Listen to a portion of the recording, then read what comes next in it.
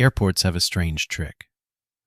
You arrive there to leave, but before they let you leave, they make you walk through a mall.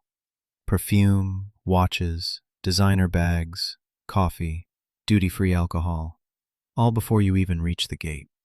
There is a $6,000 handbag sitting in a glass window right next to your boarding gate, and you start to wonder, why does every modern airport feel less like a transport station and more like a giant shopping mall with airplanes attached?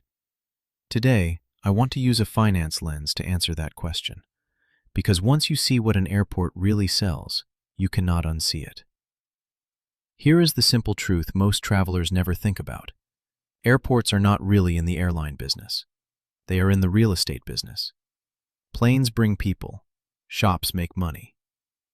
The runway is the customer acquisition channel. The mall is the business model. An airport is one of the most efficient customer acquisition machines ever created. Every flight delivers thousands of pre-qualified consumers, people with money to spend, time to kill, and limited options. Then the airport monetizes those people through duty-free shops, restaurants, parking, lounges, hotels, advertising, and real estate. So the airport is not really a transport hub with shops attached. It is closer to a shopping mall with a transport hub attached. Let me show you what this looks like in plain financial language. Most airports earn money from two main streams. The first is called aeronautical revenue. That is what airlines pay: landing fees, aircraft parking fees, terminal use charges, passenger service charges. These revenues are important, but they are often regulated, competitive, and not especially high margin. The second stream is called non-aeronautical revenue. That is everything else: retail, food and beverage, parking, advertising, lounges, hotels, offices, cargo facilities, real estate, even space rented to banks and car rental companies. Across many of the world's busiest airports, non-aeronautical revenue often makes up a very large share of total income. Industry benchmarks often put it around 40 to 60% at major airports. Here is the key point: it usually carries much higher margins. That means at many top airports, a large part of the profit does not come from flying things. It comes from selling things. Hong Kong International, Singapore Changi, London Heathrow, Incheon, Dubai International. They all rely heavily on non-aeronautical income. Some airports earn enormous sums from major duty-free and retail contracts. When you look at airports this way, the strategy becomes obvious. Maximize the time and money each passenger spends on the ground. Everything else flows from there. So how did airports become so good at this? There are 4 reasons, and each reason is a small business lesson on its own. Reason 1. Running an airport is famously difficult. The airport business is global, competitive, and structurally low margin. Selling perfume at duty-free is very different. The product is small, the margin is high, storage is easy. The shop closes at midnight and opens again at 5 in the morning, and the customers arrive already sorted by income, age, destination, and travel purpose.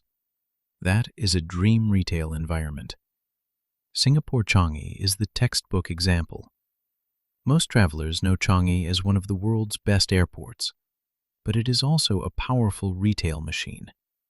Jewel Changi opened in 2019. It sits between the terminals.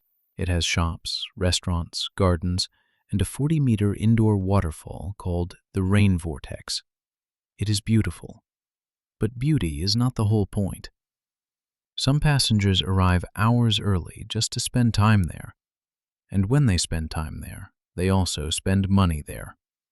Singapore did not build Jewel only as a courtesy to travelers. It built a profit and loss statement made of glass, steel, and water. Reason 2. Captive customers are the dream customers. In retail, there is an old problem. How do you get the customer through the door? Airports solved that problem almost perfectly. Once you pass security, you cannot easily leave. You cannot drive to another mall. You cannot compare prices across town. You have time, at least 1 hour, sometimes 3, sometimes more, and you are not in a normal emotional state.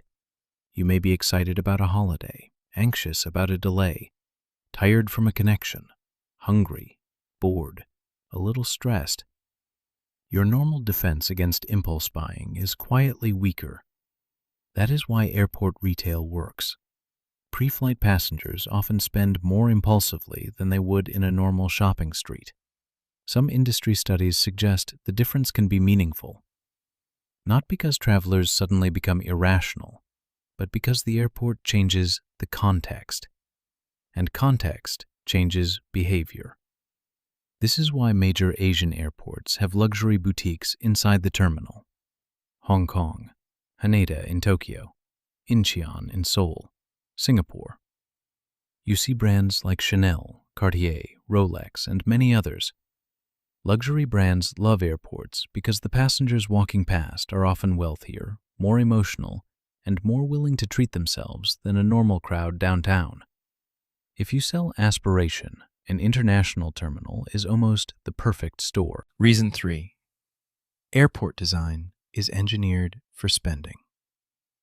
Next time you walk through a major airport, pay attention. Almost nothing is accidental. After security, you usually do not walk straight to your gate. You walk through retail first. This is called the walk-through duty-free model. London Heathrow Terminal 5 helped make it famous. Many major airports have adopted versions of it. The path is designed so shopping does not feel optional. It becomes part of the journey. Escalators are placed to manage the flow of people. Gate information may appear later than you expect. So instead of rushing to the gate, you browse.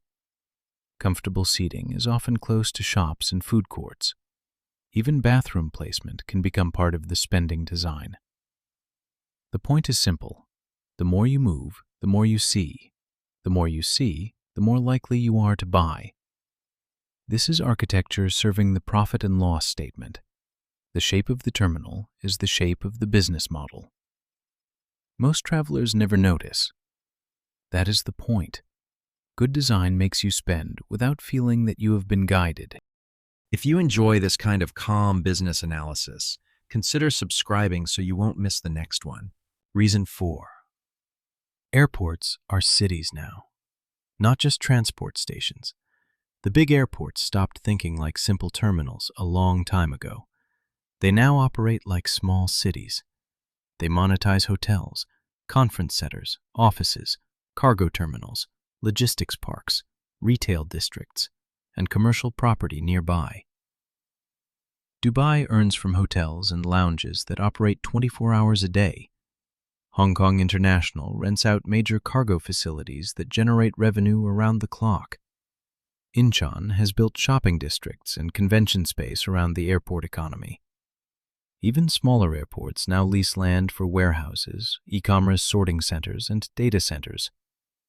If you imagine airport revenue as a pie, passenger shopping is only one slice.